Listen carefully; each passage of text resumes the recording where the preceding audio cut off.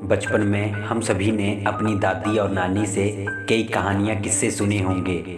शायद उस समय हमें ये पता नहीं होता था कि ये किस्से कहानियाँ किसी के जीवन की आप बीती भी हो सकती हैं। इसी तरह एक कहानी मुझे आज भी याद आती है जो अक्सर मेरी दादी मुझे सुनाया करती थी। कहानी है पूर्ण भक्त की, जो कि बाद में बाबा सहजनाथ जी के नाम से पूजे जाने लगे। सियालकोट, जो कि अब पाकिस्तान में है, वहाँ के एक सालबान नाम के राजा हुआ करते थे। उनकी पहली पत्नी रानी इच्छरा थी। राजा और उनकी पत्नी ज्योतिषियों में बहुत विश्वास रखते थे।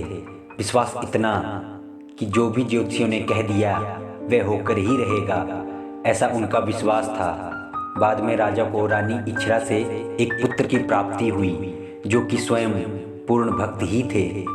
परंतु ज्योतिषियों के सुझाव पर, या फिर यूं कह सकते हैं कि ज्योतिषियों ने राजा के मन में भ्रम डाल दिया था कि अगर वह अपने पुत्र पूर्ण का मुंह देखेगा तो उसके लिए अशुभ होगा, और ये अशुभ समय 12 साल तक चलेगा। इसी वजह से राजा ने पूर्ण को अगले 12 साल तक अपने से अलग कहीं अंधेरी जगह पर भेज दिया। पुत्र के चले जाने के कुछ साल बाद राजा ने दूसरी शादी कर ली। उनकी दूसरी पत्नी बहुत सुंदर थी। राजा उस पर बहुत मोहित हो चुका था। उनकी दूसरी पत्नी का नाम लूना था।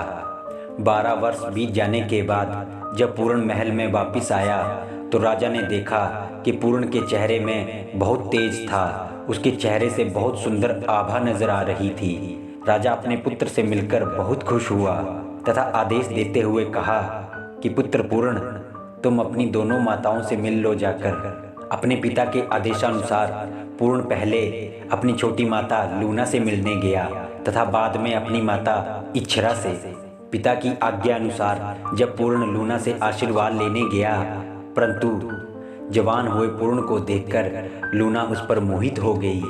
पूर्ण लूना से केवल माँ वाला आशीर्वाद चाहता था, परंतु लूना उसको पुत्र की जगह प्रेमी की नज़र से देखने लगी। परंतु पूर्ण की नज़र में लूना केवल माँ ही थी। लूना ने उसको बहकाने की बहुत कोशिश की, मगर पूर्ण उससे बचकर जल्दी जल्दी में उसके महल से बाहर आ गया। लूना को इस बात पर बहुत गुस्सा आया कि पूर्ण ने उसकी भावनाओं को नहीं समझा और उसका तिरस्कार कर दिया। फिर लूना ने इस बात का अपना अपमान समझते हुए उससे बदला लेने का सोचा, क्योंकि पूर्ण ने उसको ठुकरा दिया था। वह उससे बदला लेने के लिए उतावली हो गई और उसके बाद लूना ने अपने कपड़े फाड़ लिए और राजा के महल में जाकर बैठ गई। जब राजा सालबान ने उसकी ऐसी हालत देखी तो राजा ने उसकी ऐसी हालत का कारण पूछा, तो रानी लूना ने पूर्ण पर गलत इल्ज़ाम लगा दिया तथा राजा को झूठी कहानी बनाकर बताने लगी और कहा कि पुत्र पूर्ण माता और पुत्र की मर्यादा को भूल चुका है। उसका व्यवहार जंगलियों की तरह हो चुका है। राजा रानी लूना पर इस कदर मोहित था कि उसने पुत्र पूर्ण की एक भी बात नहीं सुनी तथा जल्लादों को उसी वक्त आदेश देते हुए कहा कि पूर्ण के हाथ पांव काट कर किसी कुएं में जाकर फेंक दो। जो पुत्र अपनी मर्यादा को भूल चुका हो, ऐसा पुत्र मुझे नहीं चाहिए। जल्लादों ने भोले भाले पूर्ण को पकड़कर एक कुएं के पास ले गए और वहां पर राजा के आदेशानुसार पूर्ण के हाथ पांव काट दिए और उसको उसी कुएं में फेंक दिया। कुदरत के खेल भी निराले होते हैं और ईश्वर का लिखा तो पहले से ही होता है, जिसको इस दुनिया से तब ही जाना है जब ईश्वर चाहेगा। कहते हैं ना, जाको राखे साइयां मार सके ना कोई। उसी कुएं के पास से उसी दिन गुरु गोरखनाथ जी और उनके शिष्यों की टोली जा रही थी।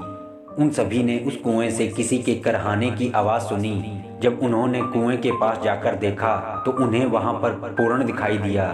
गुरु गोरखनाथ जी ने पूर्ण से उसकी इस हालत की वजह पूछी तो पूर्ण ने भी अपनी आप बीती ज्यों की त्यों गुरु गोरखनाथ जी को बता दी। गुरु गोरखनाथ जी ने पूर्ण से कहा कि मैं तुम्हारा सत्य परखने के लिए ये कच्चे सूत्र का धागा लटका रहा हूँ। अगर तुम सच्चे हो तो उस कच्चे सूत्र को पकड़कर बाहर आ जाओ। पूर्ण को उस कच्चे सूत्र के धागे से बाहर निकाल दिया जाता है।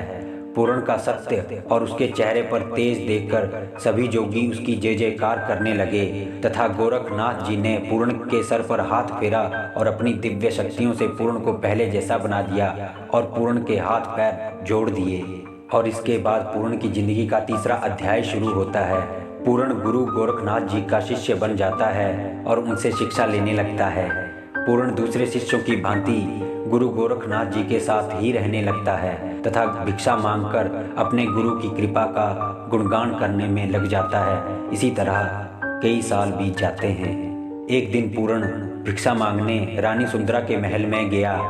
जब रानी सुंदरा ने पूरण को देखा तो उसके चेहरे की सुंदर आभा और तेज पर मोहित हो गई। सुंदरा ने तुरंत ही मोतियों से भरा थाल पूरण की झोली में डाल दिया। जोगी पूरण वापिस डेरे में गया और गुरु गोरखनाथ जी के सामने वो मोती रख दिए। जब वो मोती गुरु गोरखनाथ जी ने देखे तो उन्होंने पूरण से कहा कि ये मोती हमारे किसी काम के नहीं हैं, हमें तो केवल भोजन चाहिए। फिर पूरण उसी समय वापिस रानी सुंदरा के महल जाता है और मोती लौटाकर भोजन की मांग करता है। रानी सुंदरा पूरण के तेज से तो पहले ही मोहित हो चुकी थी, परंतु मोती लौटाकर पूरण की इज्जत और बढ़ गई उसकी नज़र में। फिर रानी सुंदरा ने अच्छे अच्छे पकवान पकाकर गुरु गोरखनाथ जी के डेरे में जाती है और सभी शिष्यों को बड़े प्यार से भोजन करवाती है। गुरु गोरखनाथ जी रानी सुंदरा की श्रद्धा से बहुत खुश हुए तथा सुंदरा से कहा कि वह कोई वरदान मांग ले, मैं तुम्हारे इस सेवा भाव से बहुत खुश हूँ। तभी रानी सुंदरा ने कहा कि अगर आप मेरे इस सेवा भाव से खुश हैं तो मुझे कोई वरदान नहीं चाहिए, मगर अगर देना ही है तो मुझे आप अपना पूरण दे दीजिए। मैं पूरण के साथ गृहस्थ जीवन बिताना चाहती हूँ। गुरु गोरखनाथ जी अपने वचन से बंधे हुए थे, इसी कारणवश उन्होंने पूरण को आदेश दिया कि वह अब गृहस्थ जीवन रानी सुंदरा के साथ व्यतीत करेगा। गुरु की आज्ञा का पालन करते हुए पूरण भी मान गया। रानी सुंदरा पूरण के साथ खुशी खुशी अपने महल वापिस आ गई, परंतु पूरण उस महल में आकर और गृहस्थ जीवन में खुश नहीं था। वह बहुत उदास रहने लगा। ये सब रानी सुंदरा ने जल्दी ही महसूस कर लिया कि पूरण गृहस्थ जीवन में खुश नहीं है। उसने पूरण से कहा, अगर आप इसी तरह दुखी रहेंगे तो मैं कैसे खुश रह सकती हूँ। पूरण ने भी सुंदरा को ज्ञान देते हुए और अपने जीवन के इन आडंबरों से दूर रहने की सलाह दी। पूरण की ज्ञान की बातों को सुनकर अब सुंदरा को भी पूरण से कोई मोह नहीं रह गया था और रानी सुंदरा ने मुस्कुराते हुए पूरण को जाने का आग्रह किया। इसी तरह पूरण दोबारा वापिस गुरु गोरखनाथ जी के डेरे में वापिस आ गया। बहुत समय बीत जाने के बाद पूरण जोगी के रूप में सियालकोट में आया। तब तक पूरण भक्त के रूप में बहुत प्रसिद्ध हो चुका था। कहते हैं कि राजा का सूखा बाग जहाँ पर भक्त पूरण रुका था, वह बाग रातों रात हरा भरा हो गया था। पूरण की माँ रानी इच्छरा, जो कि पुत्र के वियोग में रो रो कर अंधी हो चुकी थी, क्योंकि उसे लगता था कि मेरा पुत्र मर चुका है, नगर में भक्त के पहुंचने की खबर सुनकर पूरण से मिलने के लिए आई। पूरण की आवाज़ सुनकर रानी इच्छरा ने पूरण को पहचान लिया। पूरण से मिलते ही एकदम से रानी इच्छरा की आंखों की रोशनी भी आ गई, जिसका कारण भी पूरण ही था। दूसरी तरफ कोई संतान ना होने के कारण दुखी लूना भी राजा सालवान को लेकर पूर्ण भक्त के पास गई। उन्होंने पूर्ण को नहीं पहचाना। रानी लूना और राजा ने पूर्ण से एक पुत्र की इच्छा रखी। तभी पूर्ण भक्त ने राजा से कहा कि तुम्हारी तो पहले से ही संतान है, फिर तुम दोबारा संतान मांगने क्यों आए हो। पूर्ण को छल से मरवाने की पीड़ा तो लूना को जीते जी मार ही रही थी। तभी लूना रोते हुए अपना सारा कसूर मान लेती है और कहती है कि बाबा मुझे इस पाप से मुक्त करवाओ। तभी पूर्ण भी अपने असली रूप में आता है और रानी लूना को माफ़ कर देता है और उन्हें आशीर्वाद के रूप में एक चावल का दाना देता है और कहता है तथास्तु। इसके बाद राजा सलमान ने पूर्ण से उसका राज्य संभालने का आग्रह किया, परंतु पूर्ण भक्त, जो कि अब बाबा सहजनाथ जी के नाम से विख्यात हो चुका था, कहा राजन मुझे इन सब से कोई मोह नहीं है। भला ये राज्य और संपत्ति मेरे किस काम की। मैं तो कुछ दिन का मेहमान हूँ सियालकोट में, फिर कहीं और अपना डेरा लगा लूँगा। मैं तो अब एक त्यागी हूँ। मेरी तो बस एक ही बात है, जोगी चलते भले नगर बसते भले। उसी वजह से आगे चलकर लूना को एक पुत्र की प्राप्ति भी होती है। वह पुत्र आगे चलकर राजा रसालू के नाम से प्रसिद्ध हुआ, जो बहुत बलवान और बुद्धिमान राजा था। धन्यवाद दोस्तों। आपको मेरी कहानी कैसी लगी प्लीज़ कमेंट और शेयर करके ज़रूर बताना। मैं आगे भी आप लोगों के लिए ऐसी कहानियाँ और भी लाता रहूँगा। जय हिंद, जय भारत।